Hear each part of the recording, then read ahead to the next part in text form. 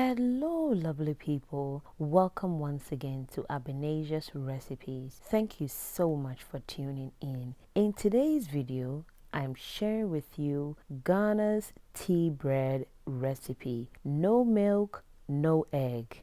Super simple and amazing. I have here bread flour, sugar, nutmeg, salt, butter, active dry yeast, vanilla extract, and lukewarm water. I'll begin with my salt in a bowl and then my bread flour. You can use all-purpose flour for this recipe, but I always recommend bread flour. I've put in my yeast and then my sugar. I'll then grate about a teaspoon of nutmeg into my flour, and then I'll measure a teaspoon of vanilla extract, and my 1 cup of lukewarm water goes in, and then I'll mix everything together. I'll be using my hands to make the bread today.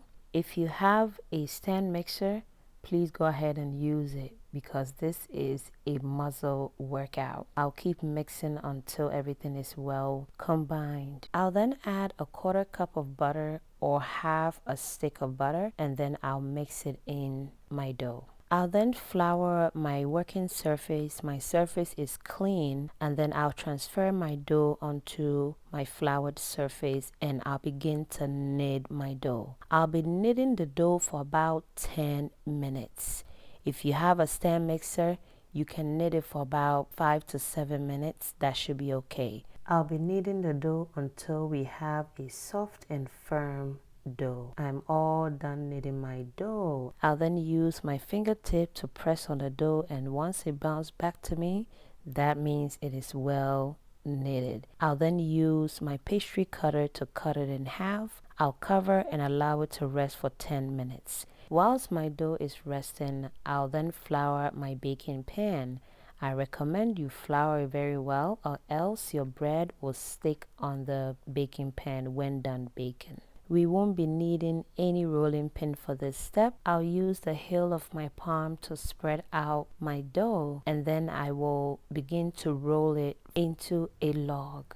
And once the log is formed, I'll pinch the ends together and then I'll roll it out. And whilst rolling, you're stretching out the dough as well. And that is how Ghana's signature tea bread is rolled. I'll place my rolled dough on my floured tray.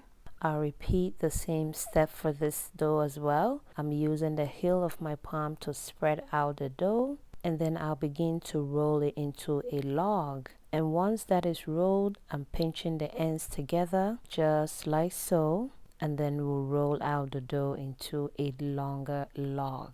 I'm making sure to leave a big gap in between both so when it rises, it doesn't stick together. I'll cover and allow it to rise in my oven for about an hour or until it doubles in size. My dough has perfectly risen and it took about an hour to rise.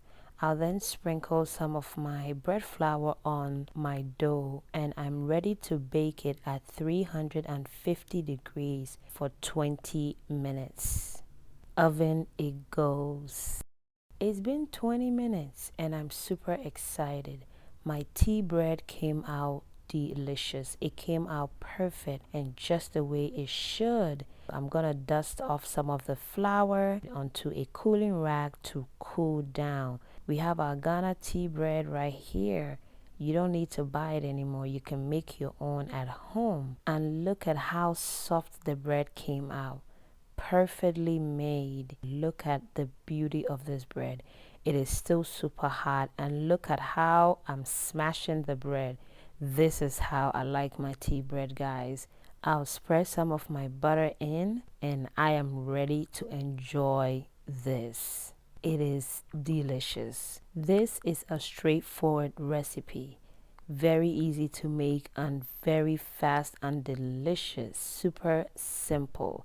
This is the beauty of Ghana tea bread. It's the next day. And look at the bread, guys. It is still super soft. My egg goes in and I'll be enjoying this with some hot chocolate or Milo. Thank you guys so much for your support. Thank you for watching. If you have not subscribed yet, please kindly subscribe.